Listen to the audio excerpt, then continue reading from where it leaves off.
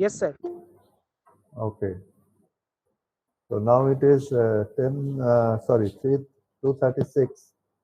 So I'm starting the class. So first I will show you the file.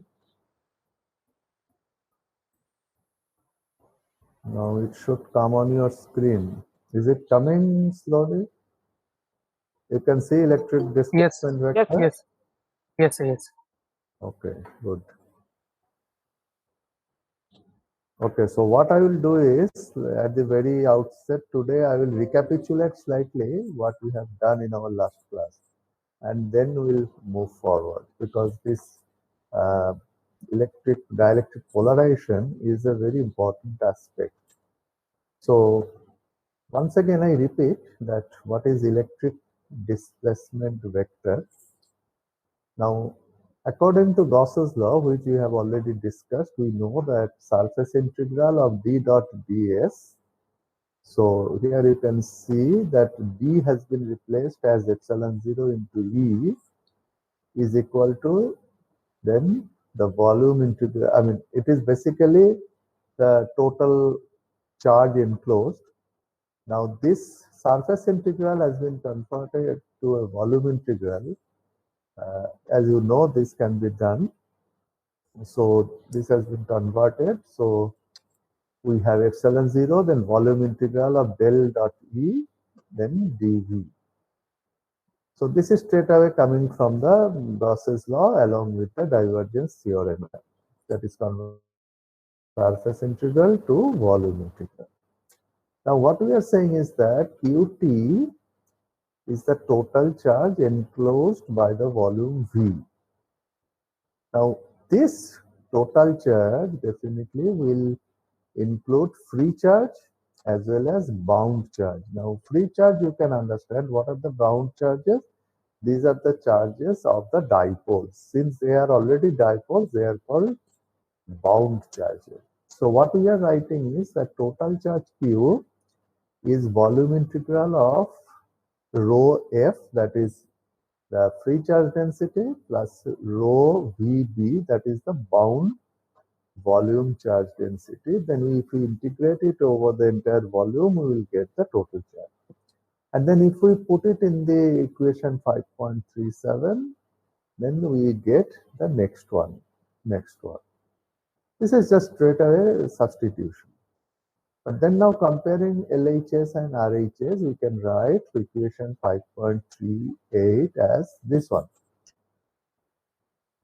Now, this free charge density plus bound volume charge density, this becomes the total charge density, which is the rho T.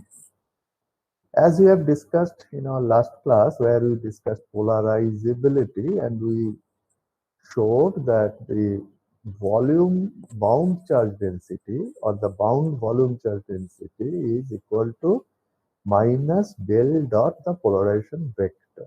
So therefore, we can write that del dot E, that is here, equation 5.38, 1 by epsilon 0 free charge density minus, instead of this rho VB, we are writing minus del dot P. And then if you take this del dot P in the left hand side, you will see that it becomes del dot epsilon 0 E vector plus P vector, where this is the polarization vector, that becomes the free charge density. And this is a very important equation, equation 5.39, which says that the divergence of the vector, where the two components are there, one is epsilon 0 into E vector, and then the polarization vector through any volume is equal to the free charge density in that volume.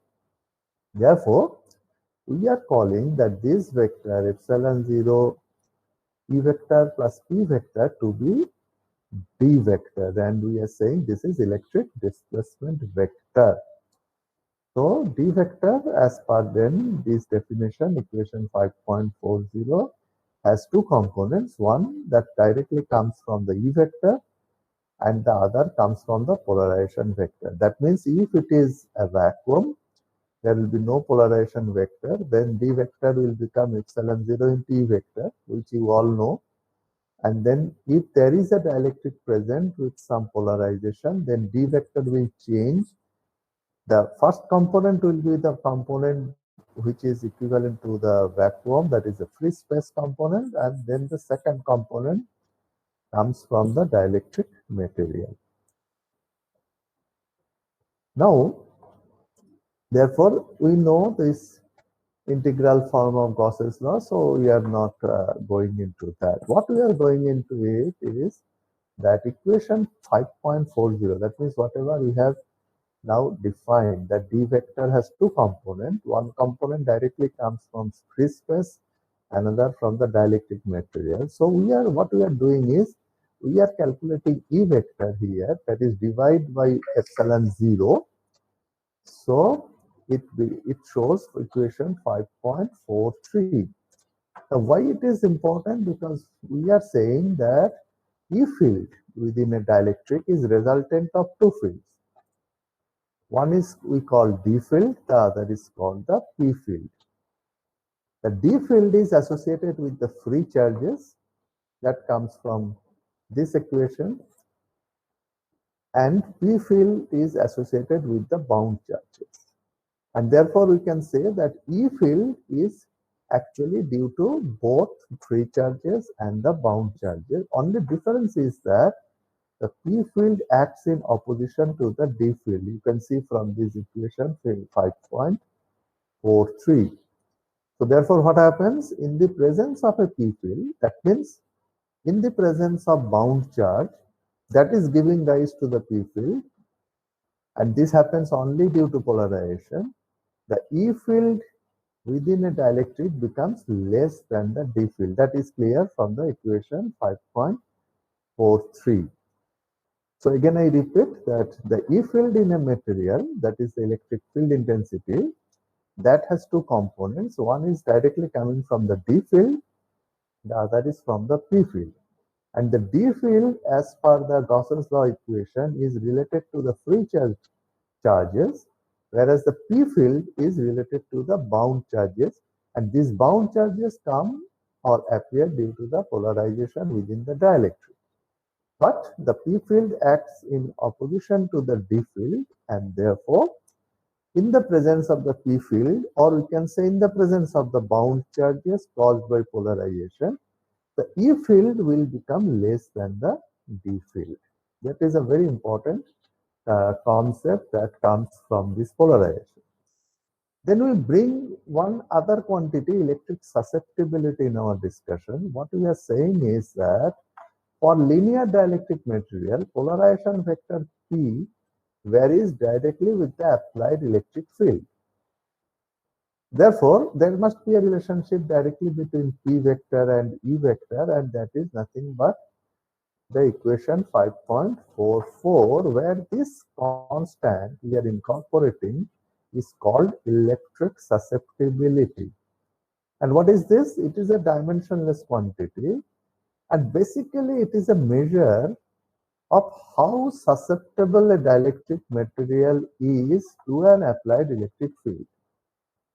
Or in other words, we can say that it indicates the relative ease of polarization in that dielectric. If it is very easy to polarize that dielectric, this susceptibility will be high. If it is not so easy to polarize that dielectric, this psi E, that is the susceptibility, will be less.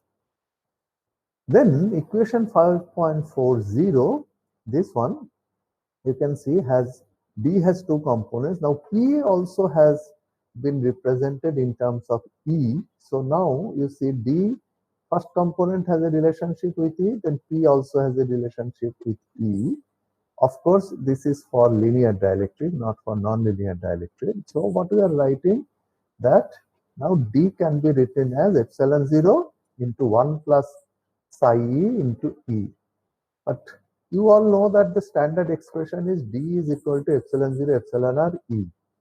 Then I can always say that this epsilon r is 1 plus psi E.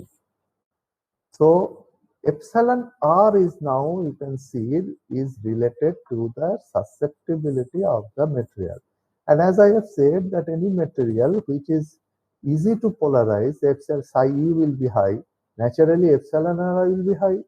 And any material for which psi e is less, that means it is not easy to polarize, then epsilon r will also be low. So this is how we actually bring in the concept of relative permittivity. Now, one thing we have to make it very clear that for any material in which polarization vector is non-zero, definitely electric susceptibility is greater than unity. And therefore, relative permittivity will be greater than unity. For majority of the dielectric materials, this epsilon r varies with frequency of the applied field.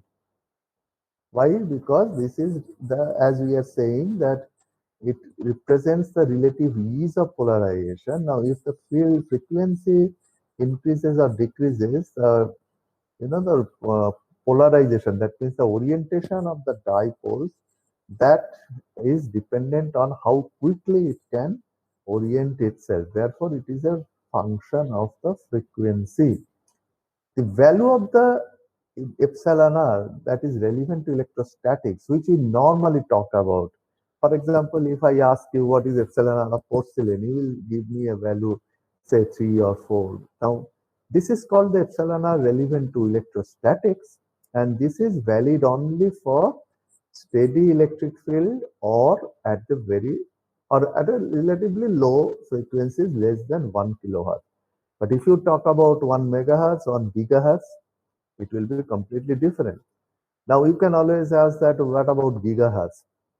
Well, gigahertz today is very common, right? Your mobile itself is operating at gigahertz range. And in that mobile, you have a lot of components inside where a lot of dielectrics are used. So therefore, epsilon r of those materials at that frequency is definitely not same as the epsilon r of porcelain, which is used in the electric power lines. That is something you have to really grasp here. Okay, so now we are moving on to a different area, that is classification of dielectric materials. Here we are classifying into certain groups. First is based on linearity. Now, when do I say that a dielectric is a linear dielectric? We can say that if D vector varies linearly with E vector.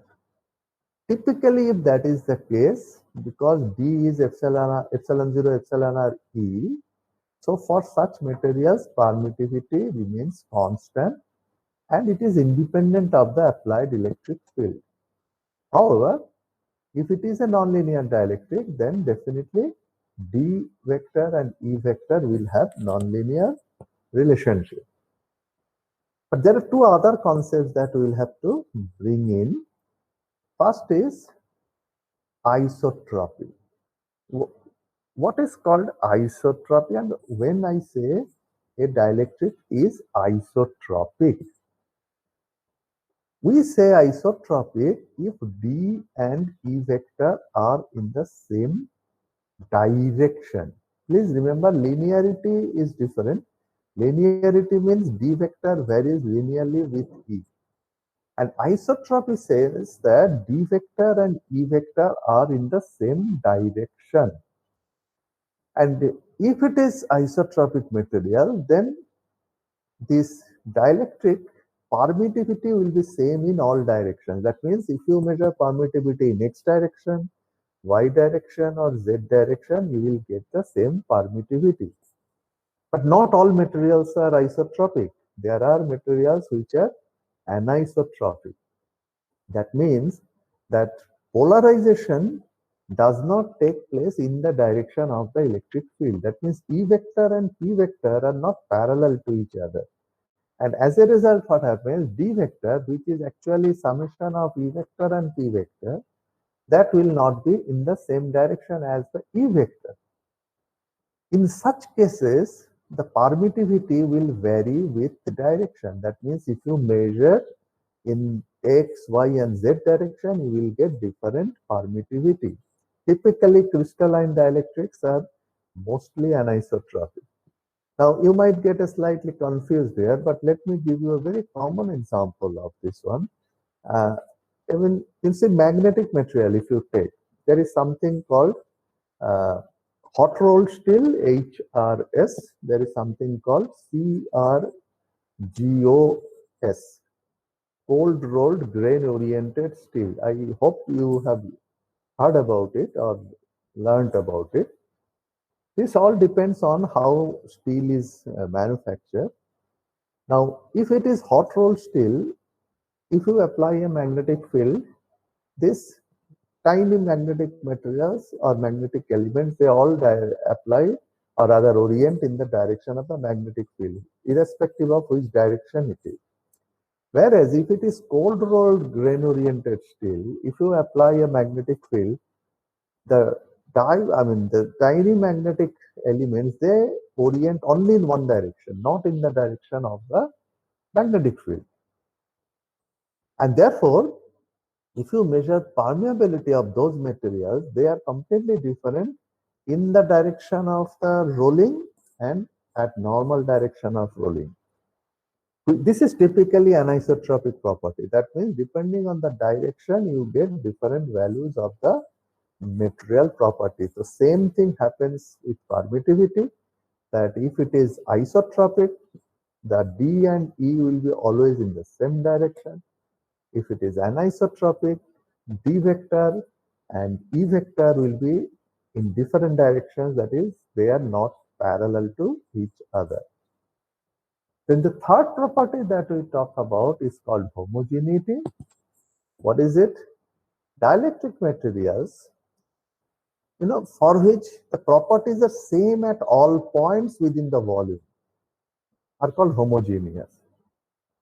This is very important to understand, that is there any difference between homogeneity and isotropy? Let's say you are sitting in a room and you are measuring the permittivity in X, Y, and Z direction at two different points in the room. Again, think about it. You are sitting in a room, you are measuring the permittivity in X, Y, and Z direction at two different points. If you get the same values of permittivity in X, Y, and Z at the 2 points, then it is homogeneous. But these three values, that is permittivity in X, Y, and Z, could be different. That means I can say that epsilon X is different, epsilon Y is different, epsilon Z is different. But at the two different points, these values remain same. Then it is a homogeneous material. But it is not isotropic material. It is anisotropic material. So, a homogeneous material could be anisotropic also. So there should not be any confusion about this. Homogeneous means the property magnitudes, whatever be that, must be same irrespective of the physical location within the volume. Typically, if you measure permittivity of atmospheric air, then it will, within a particular room, it will be same. But if you measure at different altitude, say at sea level or at 1000 meter altitude, it will be different. So then if you take within a room, it is homogeneous. But if you take a big volume, then it will become inhomogeneous. So these are very interesting concepts that you will have to keep in mind, that sometimes people say that atmospheric air is a homogeneous material. Yes, it is true only when the volume is small. But if you take atmospheric air with a very large volume, as I said, that the altitude is varying, let's say 1000 meter, then that entire big volume is a inhomogeneous dielectric, that is atmospheric air. Now I come to a different type of material, which you have heard about it, but still I want to discuss it. This is called piezoelectric materials. Now, what is piezoelectricity? This is something very important for us in engineering. Piezoelectricity is a physical phenomena when a dielectric is mechanically stressed, an electric field is produced within the dielectric. This is very interesting. That means if you take a piece of dielectric and just press it hard and an electric field is produced. And as a result of this electric field, a measurable quantity of potential difference appears across the sample. Now, this can be measured, that means this potential difference can be measured, and this can be correlated directly to the mechanical strain on the dielectric, or you can now understand that this will act as a sensor. That means what is the mechanical strain on the dielectric we can measure by measuring the potential that is appearing across the sample. So therefore, these piezoelectric strain transducers today are very common and very widely used in very important structures, because we want to measure what is the mechanical strain on the, let's say, a very big important bridge or a very big building. So these strain transducers are incorporated at strategic positions to measure the mechanical strength. So you can see how this dielectric material is used in a completely different application, that is civil engineering. By the way, piezoelectric effect is mostly reversible. That means if we apply an electric field on the dielectric, then mechanical strain can also be produced. But that effect is relatively lesser use. The most common use is the generation of electric potential due to mechanical strain. As I said, it is used as strain transducers. Now, piezoelectric materials, they could be natural or they could be synthetic. The most commonly used natural piezoelectric material is silicon dioxide, that is the quartz. Whereas the synthetic piezoelectric materials, there are a lot.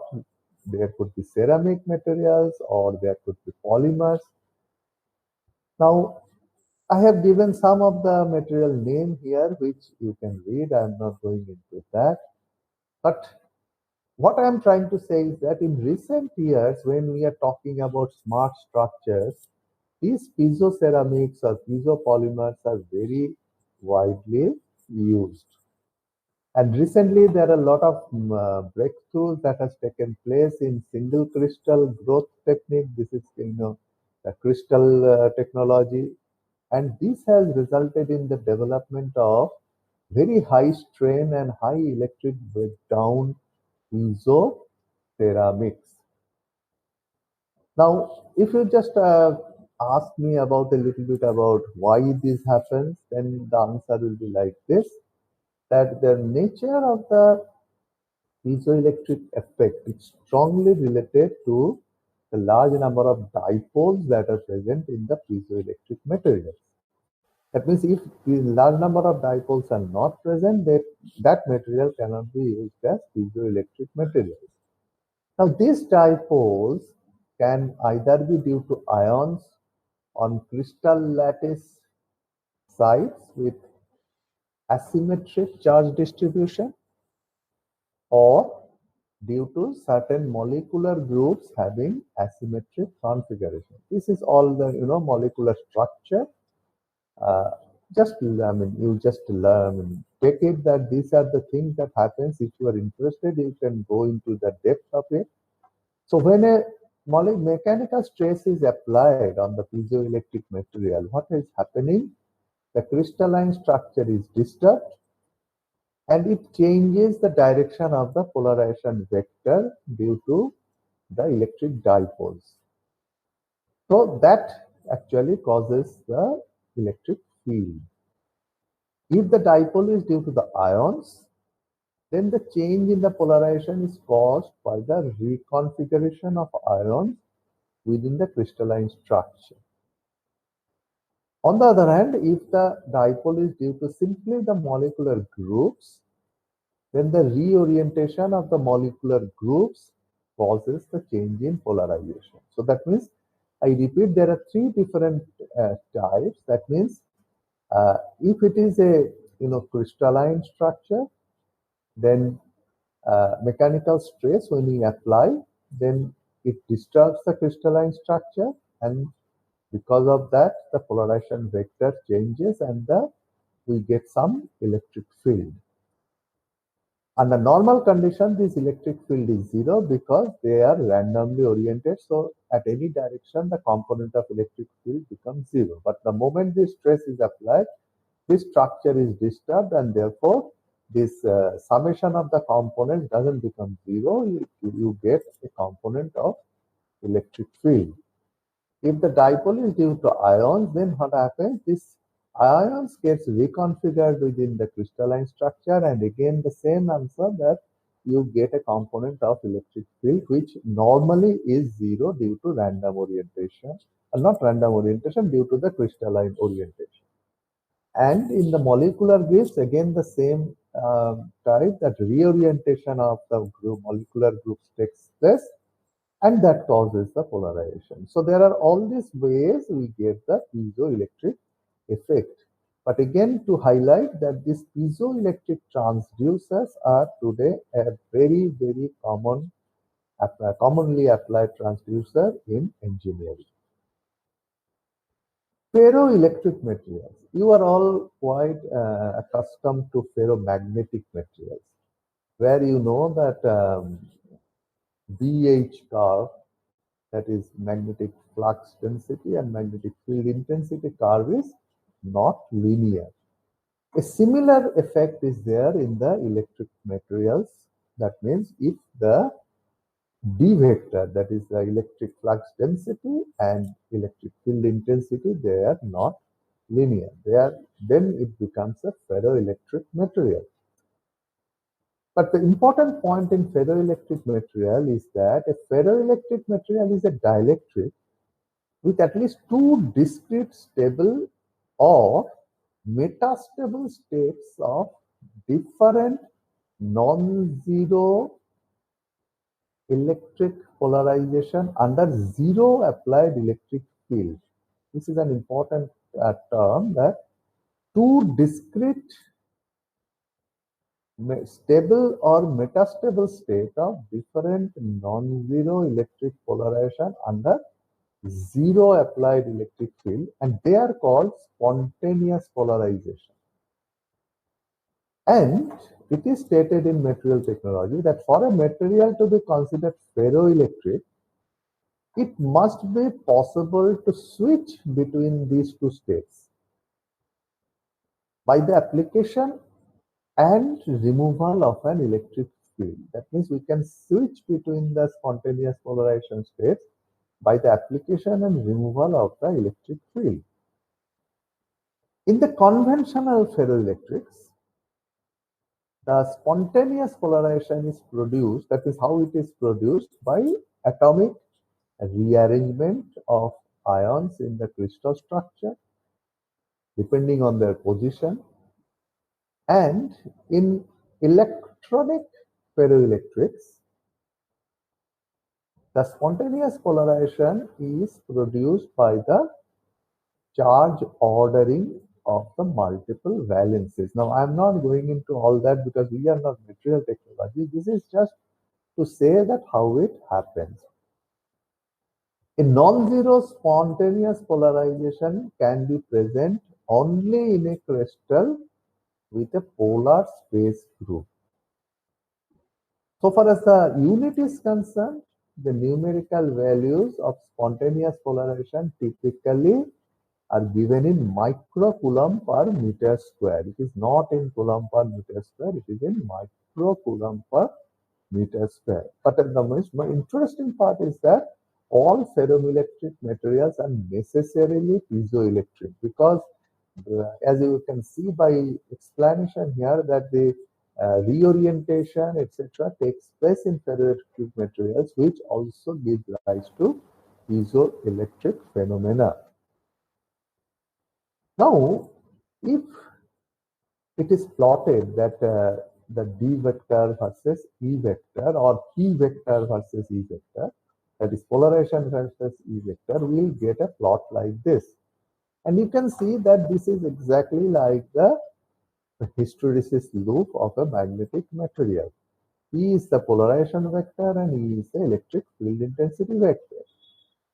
And dielectric permittivity, we all know, is the slope of the curve of P versus E, and therefore we can clearly see that dielectric permittivity of ferroelectric material is not a constant, but it is a function of electric field intensity. So therefore, if somebody asks that whether it is possible that the permittivity is varying with electric field intensity, the answer is yes. Some materials which are ferroelectric materials, the dielectric permittivity is dependent on the electric field. Earlier we have said that dielectric permittivity is dependent on frequency, but now we are also saying that dielectric permittivity could be dependent on the applied electric field. And as you can see from all this discussion, that dielectric permittivity is a very complex parameter. It is not just what we have discussed in your first year or beginning of the second year classes, where it was just stated that it's a number. No, dielectric permittivity is a highly complex parameter. In most ferroelectrics, this is another important part. In most ferroelectrics, there is a phase transition from the ferroelectric state to non-polar paraelectric phase with increasing temperature. That means a ferroelectric material becomes completely non-polar paraelectric material. This phase transition temperature is known as the Curie point, at which the ferroelectric material changes from the low temperature polarized state to high temperature unpolarized state. The spontaneous polarization that earlier it was discussed in most ferroelectric crystal is greatest well below the Curie point. And at Curie point, it becomes almost zero. Interestingly, some ferroelectric materials have no Curie point.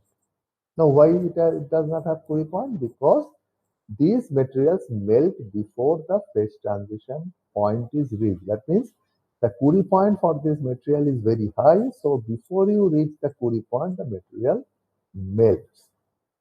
The phase transition temperature for different ferroelectric materials differ very widely.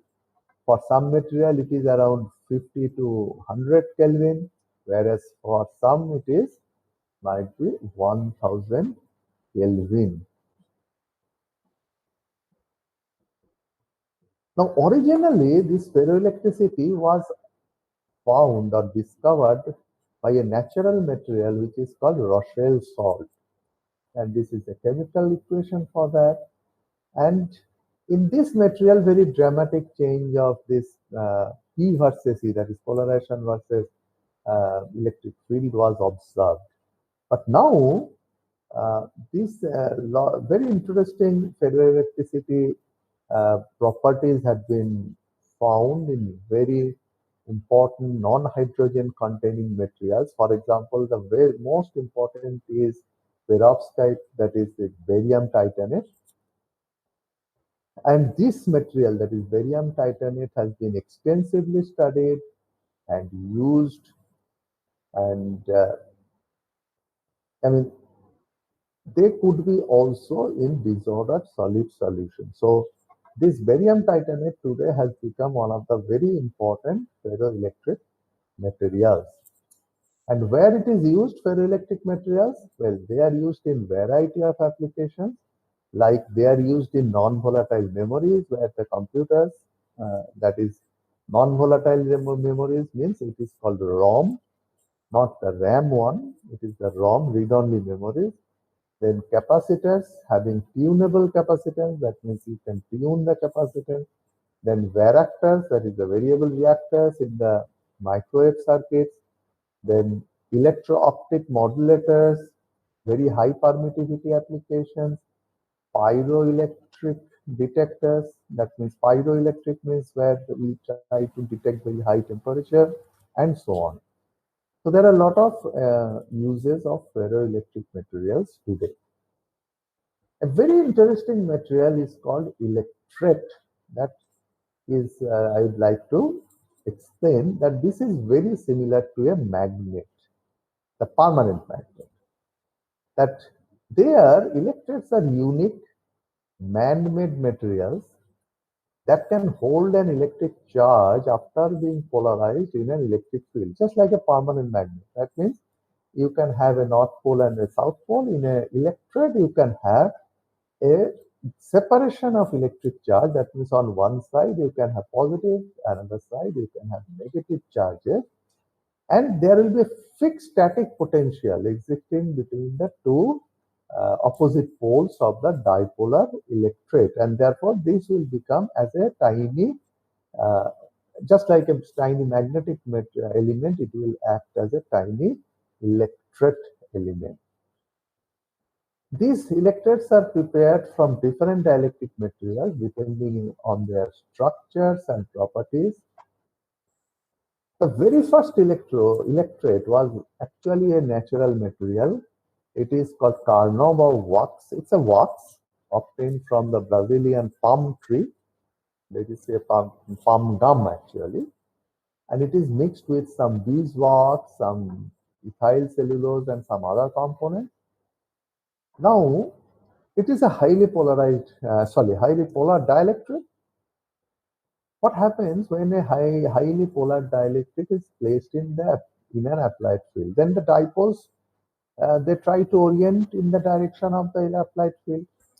The degree of alignment will depend on the freedom with which a dipole can turn around its axis in that material.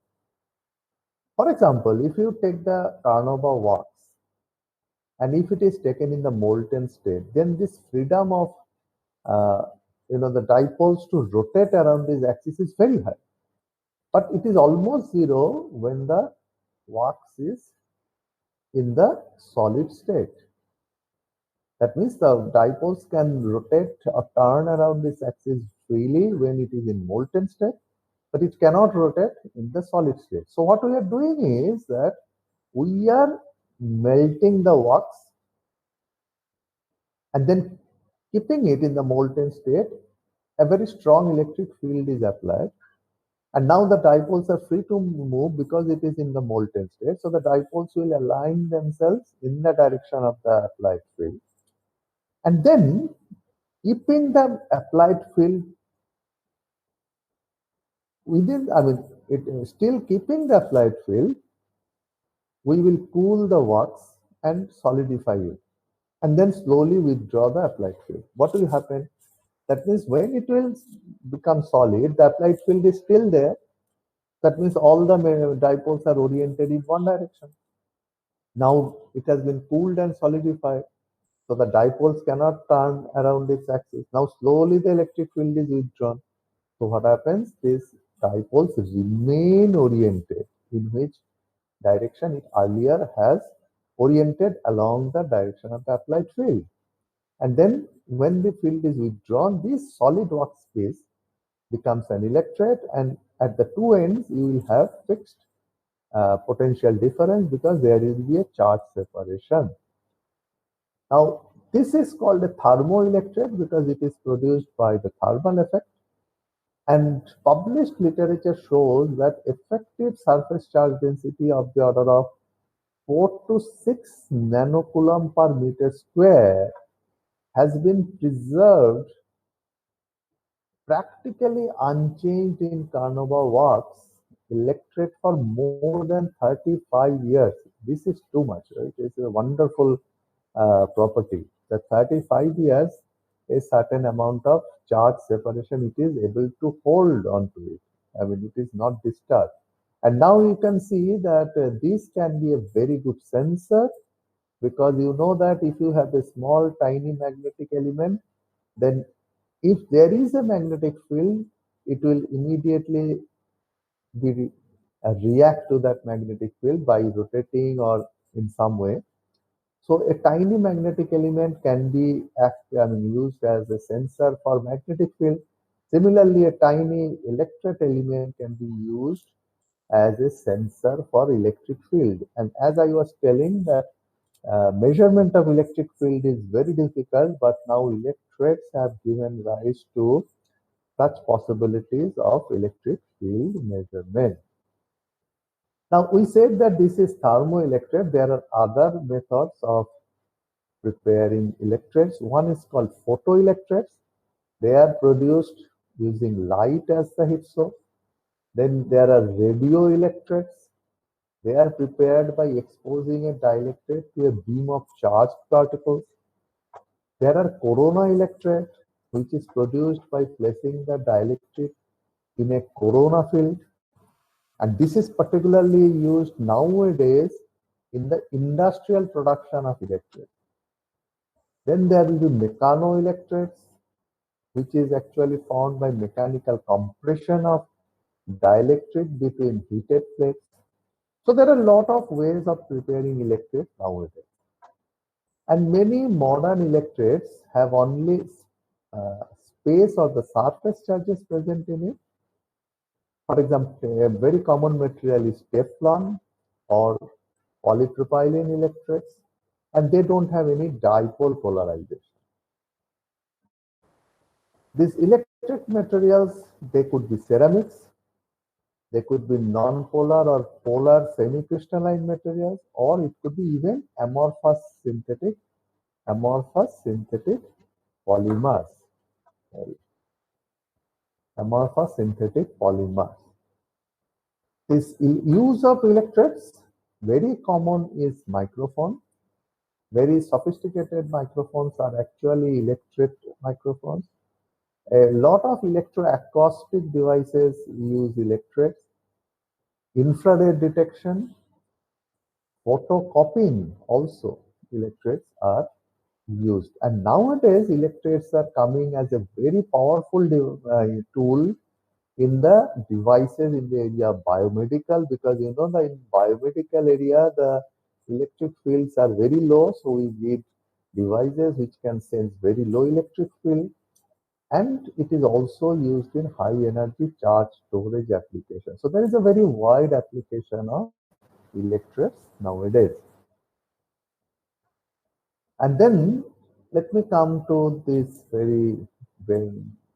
whatever we have discussed, summarize it, that what is the frequency dependence of polarizability. If the behavior of dielectric polarizability, if we study under alternating field, and if we change the frequency, we can see that there are very interesting properties that emerge. And this is typically this figure where you can see that the frequency has been varied from steady state, that is 10 to the power 0, which is 1, up to very high, which is in the actually above the ultraviolet range, that is 10 to the power 18. Now, if I look carefully into it, we see that from the steady state field to Fs here, if Fs on your screen, you can see that the polarizability drops as frequency increased, or conversely, as frequency is decreased, polarizability increases. This zone is primarily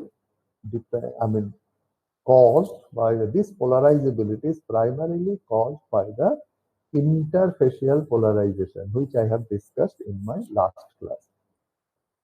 Then from Fs to Fd, Fd is typically in the microwave region. First, the polarizability remains constant, and then after a megahertz range, then it again starts dropping. Now, this change in polarizability is primarily due to the dipolar polarization here, that is in Fd. So initially from steady state field to Fs, which is typically about 1 kilohertz, this zone is responsible for interfacial polarization.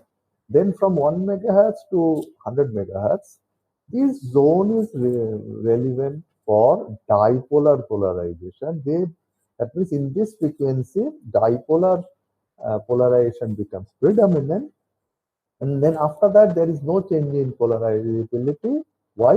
Because after that, the frequency is so high that dipoles cannot follow the frequency because the frequency has become too high. So therefore, after this 10 to the power 8, that is about 100 megahertz, dipolar polarization does not play any big role.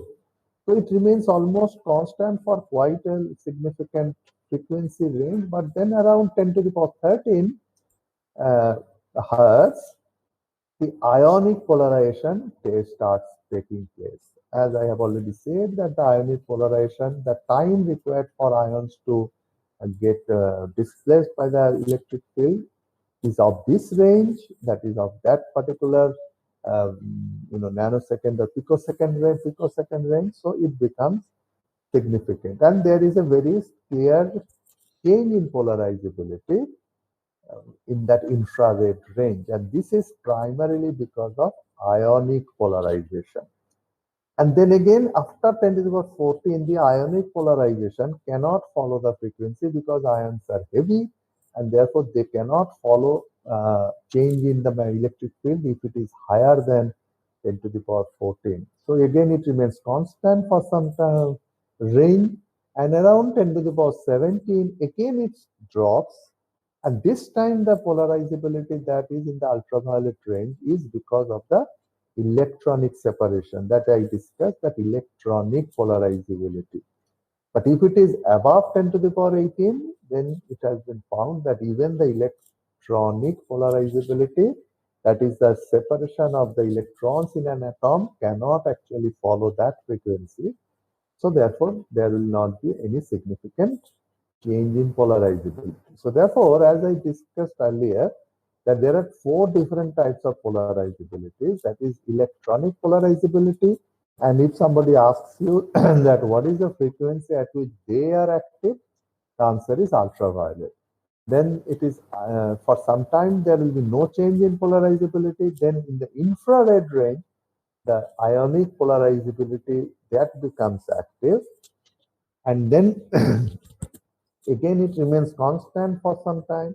And in the microwave range, the dipolar polarizability, which is the most common polarizability in the dielectric materials, they become active.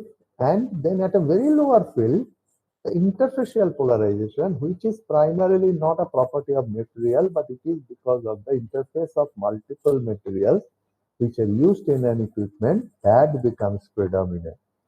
So this is how the frequency dependence of polarizability has been observed. And now, based on this information, we have electrical engineering devices, for example, say transformers where multiple materials are used.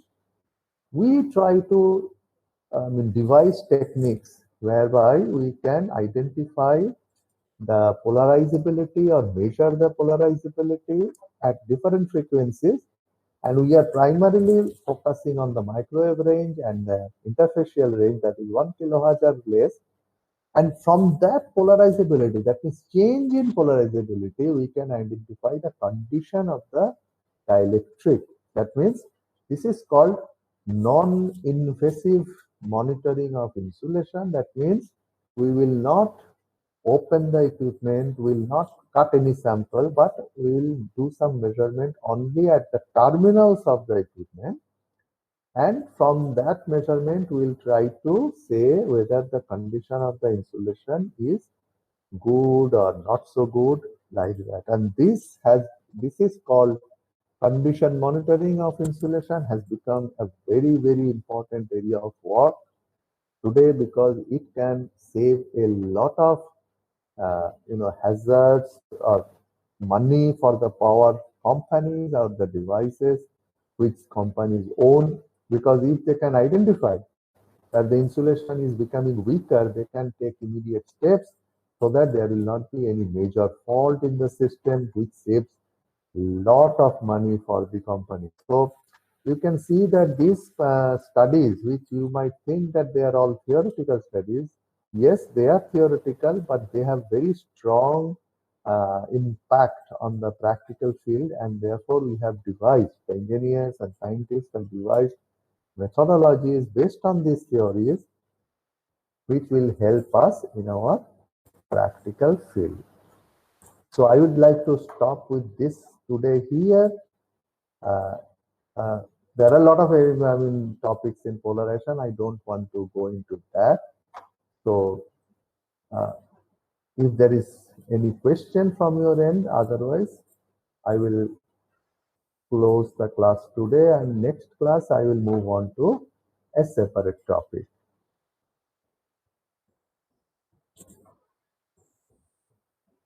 Okay, then thank you very much. Let us close the class today. You will get the notes, and you may log out now.